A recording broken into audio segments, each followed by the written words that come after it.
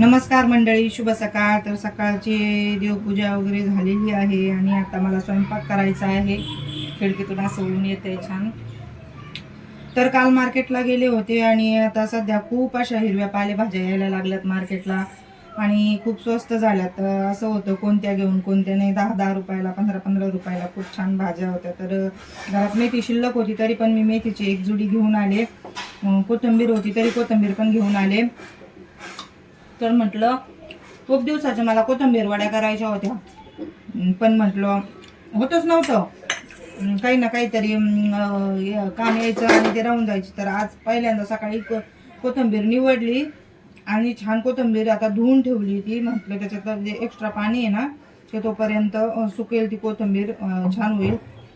तर मी अशी त्याच्या जरा दांड्या पण घेतलेल्या आहेत कोथिंबीरीच्या आणि आज कोथिंबीरीच्या वड्या बनवणार आहे जरा वेगळी पद्धतीने.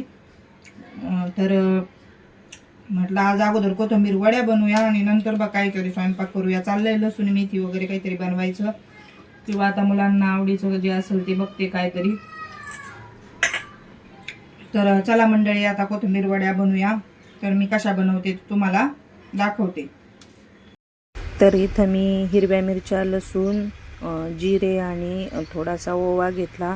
मेथी छान कट करून घेतली आणि ते जे आपलं हिरवी मिरचीचं वाटण होतं ते तयार करून घेतलं. परातीमध्ये बेसन पीठ घेतलं अगोदर, थोडंसं हे माझं जुनं राहिलेलं होतं ते घेतलं आणि नंतर मग जे मी दळून ठेवलेलं होतं त्याच्यातलं घेतलं आणि इथं टाकलेत मी 2 चमचे तांदळाचे पीठ. तांदळाच्या पिठाने ना त्याला छान खुसखुशीतपणा येतो, त्याच्यामुळे तांदळाचं पीठ अवश्य टाकायचं.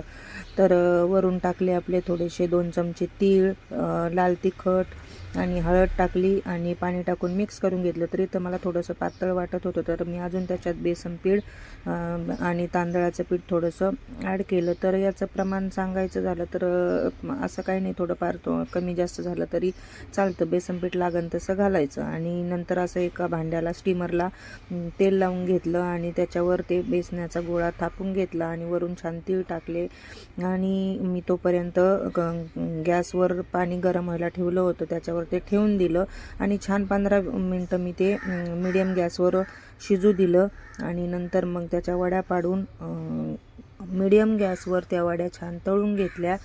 आणि मीडियम गॅसवर तळायच्या, जेणेकरून ते आतपर्यंत व्यवस्थित तळतात आणि एकदम अशा खुसखुशीत, आतून खुसखुशीत आणि वरून अशा क्रिस्पी मस्त वड्या तयार झालेल्या होत्या. लगेच मुलांना नेऊन दिल्या वड्या खाण्यासाठी आणि मीही त्यांच्याबरोबर थोड्याशा खाल्ल्या. एकदम छान अशा वड्या तयार झाल्या होत्या. कशा वाटल्या नक्की सांगा. आवडल्यास लाईक, शेअर, सबस्क्राईब करा.